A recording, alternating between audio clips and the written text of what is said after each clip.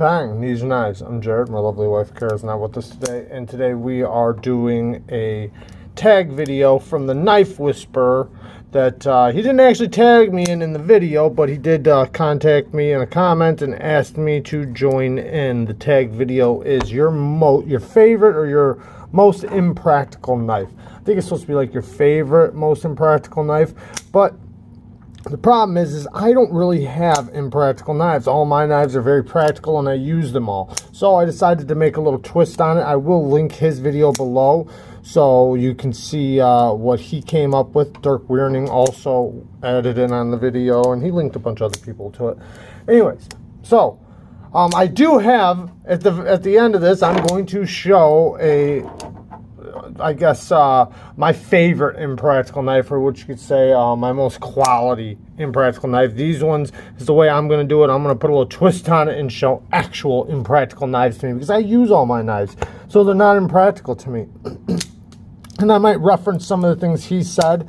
Now, he said in his video that he don't really use his knives. He only uses his knives, he said, to like cut packages open and, you know, pick stuff out of his nails and cut strings off his shirts. But in my opinion, that's using your knife. You know, there's so many things you can use your knife for, between cutting down boxes for recycle, to opening packages, to even opening up a bag of chips so you don't have to rip it open, to cutting strings and, you know, picking out splinters. And there's so many things you can do with your knives to make your knives useful to you. I use the heck out of mine. Now, this I got for Kara a long time ago. It was the first knife I ever got her. I didn't think she was going to take to knives the way she did.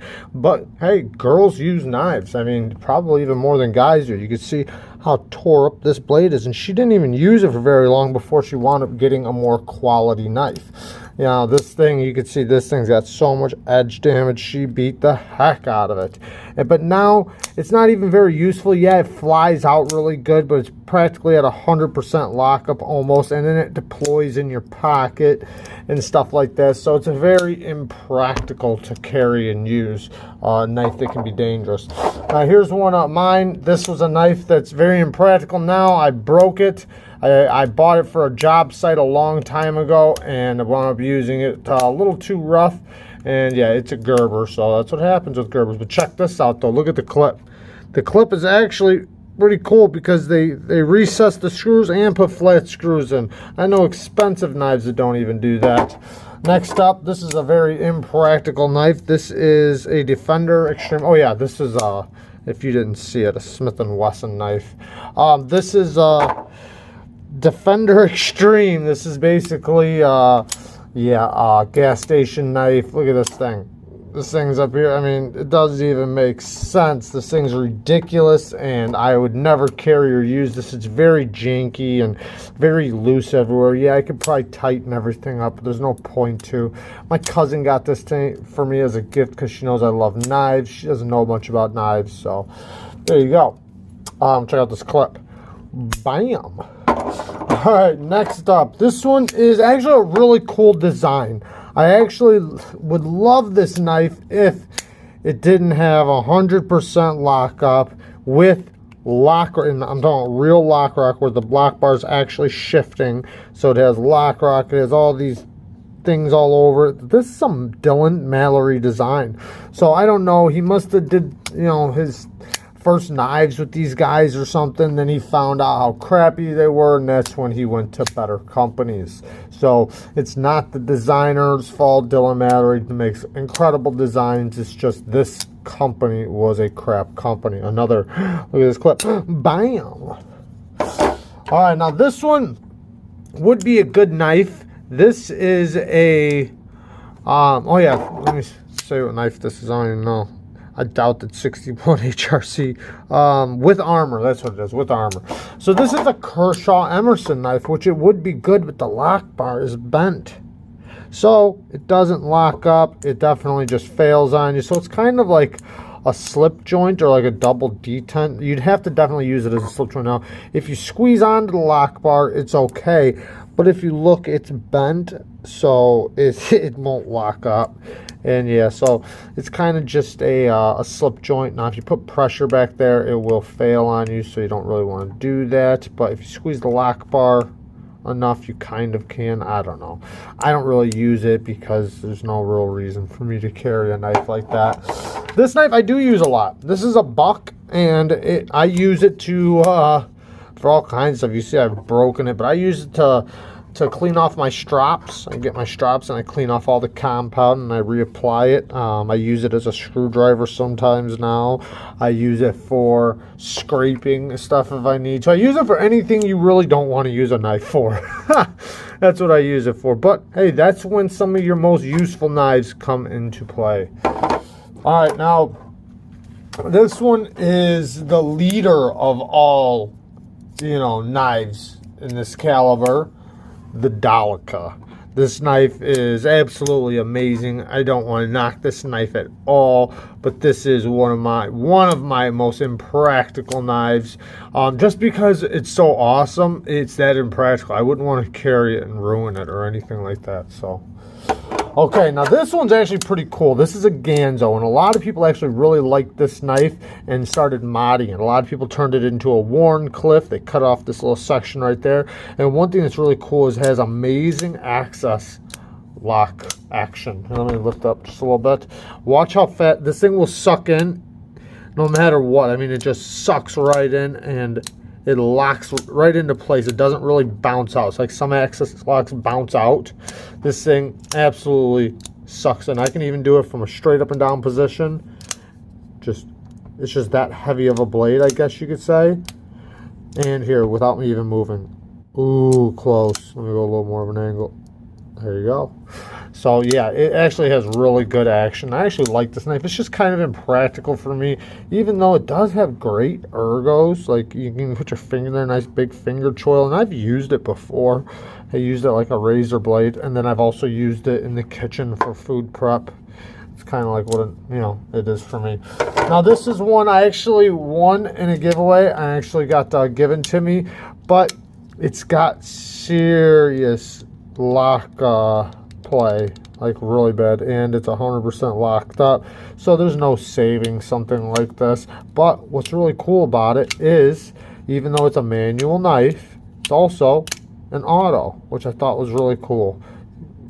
Reset it, bink, and the auto actually works really good. Then you can also turn it right back into a manual. Now if you want to use the auto, you just push on this scale and push this scale this way, so like that. See how it moved? That makes the auto go off. But yeah, very cool. I might use it for parts. Some of these knives I use, I'm going to end up using for parts. Like I thought about taking the blue screws out of this and using it for something. Maybe, I don't know. It's got very shallow screws. It is my most impractical knife, and it is the Kooby anteater. This is more Kara's knife than mine, but I have carried and have used this. I even did a full review on it. It's actually a really good knife, and it actually has a very useful blade shape. But I just don't carry it very often, even though this thing for utility purposes works really good, and for cutting, it is a really useful knife. And it even has the little hook back here so if you did want to use it for self-defense purposes. It's a little snug in there for my hand, but it does still fit, so it does still work. And the Knife Whisperer touched on a thing about using his knife in self-defense, even though it wasn't a self-defense knife. He was saying that he actually has a really nice knife, the one that he's using, because I don't know, he says it's his most impractical. I think that knife looks very practical to me, but to each his own. But this this is supposed to be a self-defense knife, and he talks about like he's in an area that he doesn't really have to worry about anybody coming into his house or anything like that. That can happen in any area, and you should pretty much be prepared and don't let your guard down and stuff like that, because that stuff can happen. I have had it happen to me. My whole life I've had stupid stuff happen like that. It just, living in the suburbs of Chicago, is what it is. But this knife is more of a self-defense / utility knife, and that's the way I use it, is for utility purposes. Now, just because this knife is a you know, supposed to be like kind of a karambit style knife. Any knife can be used in a situation like that. You don't have to have a karambit for the knife to be a self-defense knife. But this knife is actually really cool. It's heavy.